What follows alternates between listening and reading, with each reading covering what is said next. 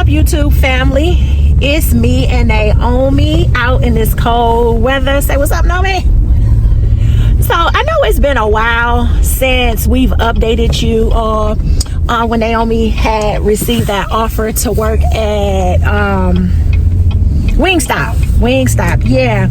So long story short, she had an interview right on the spot. It was a little unexpected, but hey, she had been looking for a job and she got the job right on the spot. But let's just say she is not working for Wingstop. She actually never started despite being told she had the job. So I don't want to take too much of the story from her. So I will let her fill you all in on how everything played out. All right, so basically it was the day we got I got the interview or whatever. So she was like, "You got a work permit?" It's like, "Okay, yeah." So when we get back to the truck, get the work permit, we go back to school.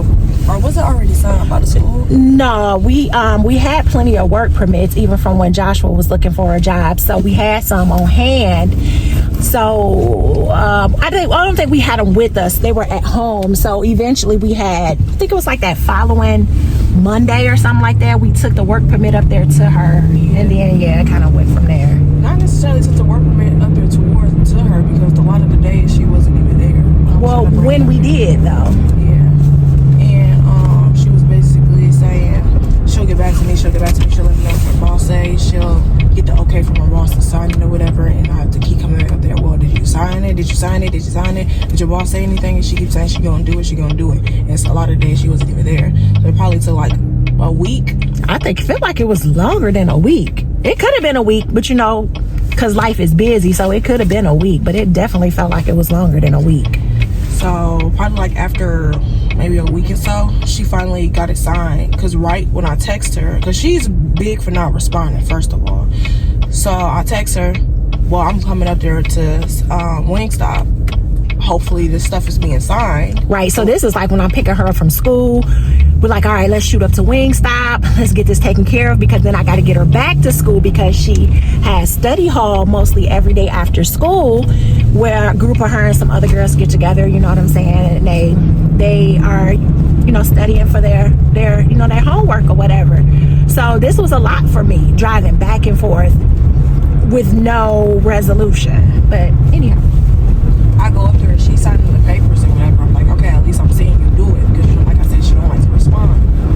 So she gave me she signed it. Do they typically keep the papers? No, she signed that you had to take it back to the council office and then take it back to her for them to keep it on file. All right, so I guess we got back to the school, gave it back to the counselor, counselors, whatever. And basically it was just the same cycle of, all right, now that I signed it, and me and my boss, we're gonna figure out a schedule to put you on, maybe a little bit after one of the holidays. I don't remember. It was Thanksgiving, and mind y'all, every single week it was always next week. Next week never came. Right. Over and over and over again, the same repeated cycle. It was always an excuse. One time she was sick. Okay, we understood. We tried to be empathetic towards that. We were told, even from her employees, that she had pneumonia. But in my mind, I'm still saying, well, you just got pneumonia. You've been giving us the runaround, but still trying to be empathetic. Then she was what?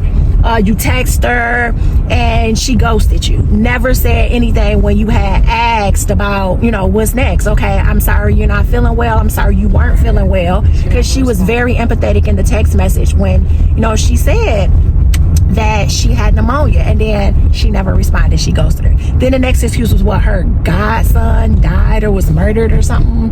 Yeah, something like that. It was during the same time she had pneumonia. Okay. So it was two of them things combined. Still trying to be empathetic. And so it had came to a point, I'm like, this is weeks. To be mindful, this was probably like over a month. Over a month. Exactly. Over a month. And so I tell you what, after constantly chasing her, what was the conversation we had?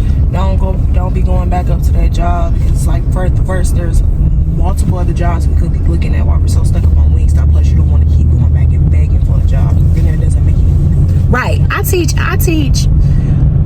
the kids. We teach our kids You don't beg nobody for nothing. Nothing. You can ask a few times. You can show that you're persistent. You know, you can show your eagerness. But after a while, it becomes begging. And we teach them, according to scripture, you don't beg. Scripture tells us it's better to die than to beg. Go look it up. Go do your homework. It's better to die than to beg. Scripture also says, I never seen the righteous forsaken nor his seed begging for bread. First of all, our kids aren't hurting for anything. So they have everything that they need. It's just that they wanted the job so that they can have their additional money, so that they can, you know, build their own pot. They can have their own responsibility, their own funds for the things that they want to do.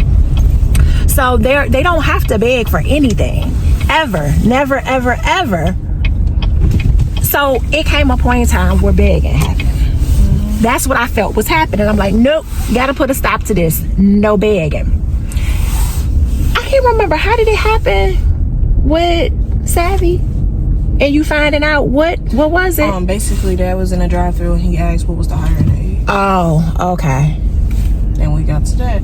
So then probably a few days later, after an application being submitted, I come in. I was like, possible interview. Because I think it was a Monday. Yeah. It was this past Monday. Yeah. And he was like, how soon are you able to work? I'm like, as soon as possible. So he was like, okay, would you like to? He said he'll get back to me. So probably like after a few days, probably it was Thursday, he asked, can you possibly come in the next day to work? I'm like, all right, that's cool. Come in Friday, showing me the little basics and all that other fun stuff. But the fact is, I got the job. It didn't even take long. It didn't even take long at all. Interview Monday, I get back to you. And then the funny thing about it is, we got so tired of the runarounds with Wingstop when she was like, the dude told her, I get back with you. I was like, yeah, okay, well, you know what I'm saying? We not gonna put all our eggs in one basket with this one, because we seen what happened with Wingstop. He said he gonna get back to you. We'll see. You just keep looking. But he did. He ended up getting back with her, offered her the job within the same week working. So now my girl got her job at Savvy's. She's working. You know, it's just to show you all that you have to be consistent in what you do. Consistent doesn't equal begging. Consistent means when this door doesn't seem to want to open, you go and knock on the next door. Eventually, the door will be open, but you have to be positioned and ready for when that door opens. So that is the fruit of persistence. That is the fruits of determination. It's a job in her scenario. So I am very proud. Now we got 2 working. Joshua has recently found him a new job. It's because his first job that he had was not working for him. So now we got 2 teens working. We got Joshua driving, Naomi on her way to driver's training soon. So everybody's maturing and growing, and that is another day in the life of us, the Beckhams. Another learning lesson, something else to share with you all. So as you all can see, she's in her savvy gear. She got her savvy hat on. And for those savvy sliders, I'm sure everybody has checked out savvy sliders.